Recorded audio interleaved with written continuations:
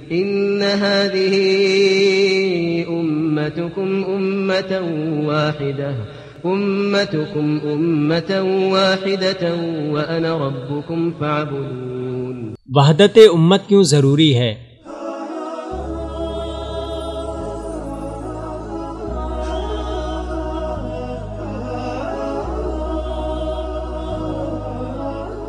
ہمارے بہت سے نام نہاد دانشوروں، سیاستدانوں اور کالم نگاروں کے خیال میں امت مسلمہ کی وحدت کا تصور محض ایک خواب ہے۔ ان کے مطابق امت کا اتحاد ایک خام خیالی ہے جس کا حقیقت سے دور دور تک کوئی تعلق نہیں، اور مسلم رہنما اپنی عوام کو اس خوشنما نام کے دھوکے میں ایک سراب کے پیچھے دوڑا رہے ہیں، مگر وہ شاید اس آفاقی حقیقت سے بے خبر ہیں کہ وحدت امت کا تصور کسی مسلم رہنما یا مفکر کی طرف سے پیش کیا گیا نظریہ نہیں، بلکہ اللہ رب العزت نے خود قرآن کریم میں اس تصور کو پیش کیا ہے، جس پر تصدیقی مہر نبی مہربان صلی اللہ علیہ وسلم کی طرف سے ثبت کی گئی ہے۔ سورۃ الانبیاء کی آیت نمبر 92 میں اللہ پاک نے خود فرمایا، ان هذه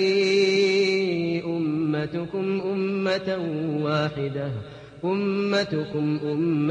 واحدة وانا ربكم فاعبدون۔ اور نبی کریم صلی اللہ علیہ وسلم نے بھی تمام امت کو ایک جسد واحد قرار دیا۔ اس موضوع پر 20 آیات و احادیث موجود ہیں جو کہ اس تصور کو زندگی فراہم کرتی ہیں۔ تاریخ کے دریچوں میں جھانکنے سے اس تصور کا وجود بھی مل جاتا ہے، جس کی سب سے بڑی حالیہ مثال سلطنت عثمانیہ ہے، جس نے 700 سال بیک وقت ایشیا، افریقہ اور یورپ پر حکومت کی۔ اس سے پہلے خلافت راشدہ اور اس کے بعد بھی مسلمانوں نے وہ زرعی اور سنہرا دور پایا جس میں مسلمانوں نے ان علاقوں پر فتح یاب ہو کر اپنی حکومت قائم کی جہاں آج تصور تک نہیں کیا جا سکتا۔ اسلامی بلاغ یا وحدت امت کا تصور کسی سیاستدان یا مذہبی رہنما کی دین نہیں، بلکہ خالق کائنات کا متعارف کردہ تصور ہے، جس کی بنیاد پر اللہ تعالیٰ نے دنیا کو 2 ملتوں میں بانٹ دیا ہے، ملت مسلمہ اور ملت کفریہ۔ یہ امت جغرافیائی حد بندیوں سے آزاد ہے۔ مسلمان دنیا کی جس خطے میں بھی چلا جائے وہ کفر سے الگ ملت ہی رہتا ہے۔